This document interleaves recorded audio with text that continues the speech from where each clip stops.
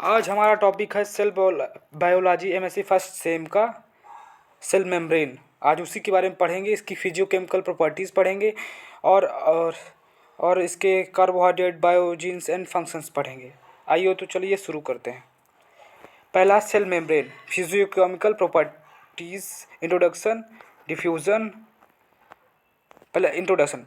प्रत्येक सेल का कोशिका द्रव्य एक पतली एवं इलास्टिक मेम्ब्रेन के द्वारा घिरा रहता है, जिसे सेल मेम्ब्रेन या प्लाज्मा मेम्ब्रेन भी कहते हैं। इसकी खोज रॉबर्ट हुक ने की थी। फिर इसका डिफिनीशन पढ़ लेते हैं हम।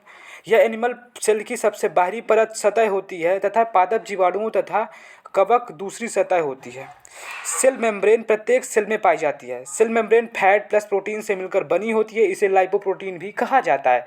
सेल मेम्ब्रेन सभी टाइप की प्रोकैरियोटिक एवं यूकैरियोटिक सेल्स में पाई जाती हैं। फिर सेल के अंदर उपस्थित अधिकांश कोशिकांग जैसे माइटोकॉन्ड्रिया, क्लोरोप्लास्ट, रिक्तिकाएँ आदि प्लाज्मा मेम्ब्रेन के द्वारा घिरे रहते हैं। फिर इसका स्ट्रक्चर ऑफ प्लाज्मा मेम्ब्रेन।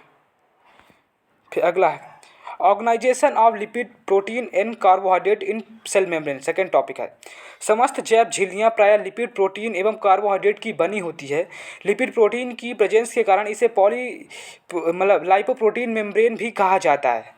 कुछ मेम्ब्रेन में न्यूक्लिक एसिड एवं एंजाइम भी पाए जाते हैं। फर्स्ट है लिपिड। सेल मेम्ब्रेन का अप्रॉक्स 21 से 50% भाग लिपिड का बना होता है। मेम्ब्रेन में 3 टाइप के लिपिड पाए जाते हैं: phospholipid, glycolipids and sterols. Cell membrane में उपस्थित लिपिड पोलर नेचर के होते हैं, जिससे एक हाइड्रोफोबिक हेड एवं 2 हाइड्रोफिलिक टेल होती हैं, जो कि आपस में ग्लिसरॉल ब्रिज के द्वारा जुड़े होते हैं। लिपिड का हाइड्रोफिलिक सिर कोलिन, फॉस्फेट एवं ग्लिसरॉल का बना होता है, जबकि टेल फैटी एसिड की बनी होती है। प्रोटीन्स के बारे में पढ़ें। सेल मेम्ब्रेन में निम्नलिखित टाइप के प्रोटीन्स पाए जाते हैं। पहला संरचनात्मक स्ट्रक्चरल प्रोटीन एंड वाहक प्रोटीन। संरचनात्मक प्रोटीन सेल मेम्ब्रेन का बैकबोन होता है एवं ये लाइपोफिलिक नेचर का होता है। फिर आता है दूसरा वाहक प्रोटीन। वाहक प्रोटीन को सेल मेम्ब्रेन में परमिएजेस भी कहते हैं। यह प्रोटीन सब्सटेंस के आवागमन में सहायक होता है। नंबर थर्ड है प्रत्येक टाइप की मेम्ब्रेन में प्रोटीन की मात्रा भी अलग अलग होती है। प्लाज्मा मेम्ब्रेन में उपस्थित प्रोटीन को स्ट्रोमैटिन कहते हैं। फिर आता है कार्बोहाइड्रेट। एनिमल के यकृत एवं आरबीसी की प्लाज्मा मेम्ब्रेन में हेक्सोज, एमीन एवं फ्रक्टोज आदि पाए जाते हैं। यह सतह मेम्ब्रेन की बाहरी सतह पर स्थित होता है, यह तो प्रोटीन या लिपिड से जुड़ा होता है। यह सेल मेम्ब्रेन को पहचानने में इम्पॉर्टेंट रोल निभाता है। फिर अगला टॉपिक है biogenesis of cell membrane. Cell membrane का बायोजेनेसिस एक न्यू सेल मेम्ब्रेन बनाने की प्रोसेस को संदर्भित करता है, जिसमें मुख्य रूप से एंडोप्लाज्मिक रेटिकुलम शामिल होता है। जिसमें मुख्य रूप से एंडोप्लाज्मिक रेटिकुलम या जिसे ईआर भी कहते हैं के भीतर लिपिड और प्रोटीन का संश्लेषण शामिल होता है, जो तब मेम्ब्रेन स्ट्रक्चर बनाने के लिए एकत्रित होते हैं। सेल्स को प्रभावी रूप से डिब्बों में विभाजित करते हैं। यह स्पेसिफिक वर्क के लिए अनुमति दे देते हैं। सेल मेम्ब्रेन का मेन वर्क एक चयनात्मक बैरियर के रूप में कार्य करता है, जो इसकी स्ट्रक्चर के माध्यम से मॉलिक्यूल्स की गति रेगुलेट करके सेल में प्रवेश करने और बाहर निकालने को नियंत्रित करता है।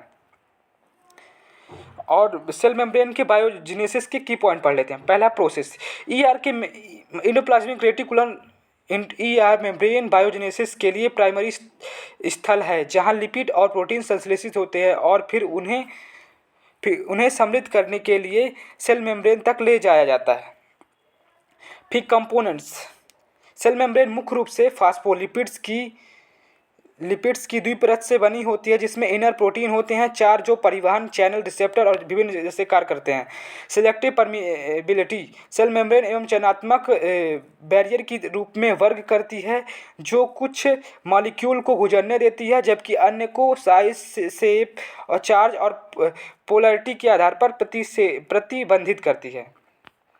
Function of cell membrane protection. Cell के आंतरिक वातावरण को बाहरी वातावरण से बचाता है। ट्रांसपोर्ट ऑस्मोसिस, सक्रिय ट्रांसपोर्ट जैसे विभिन्न तंत्रों के माध्यम से मेम्ब्रेन के आर पार न्यूट्रिएंट एलिमेंट, अपशिष्ट उत्पादों में और आयन की आवाजाही को नियंत्रित करता है। सेल सिग्नलिंग, मेम्ब्रेन में अंतर्निहित रिसेप्टर के माध्यम से अन्य कोशिकाओं में सिग्नल प्राप्त हो करता है। फिर आता है सेल एडिशन, यह मेम्ब्रेन की सरफेस पर स्पेसिफिक प्रोटीन के माध्यम से सेल को एक दूसरे से जोड़ने में सक्षम बनाता है। जय हिंद, जय भारत। MSc फर्स्ट से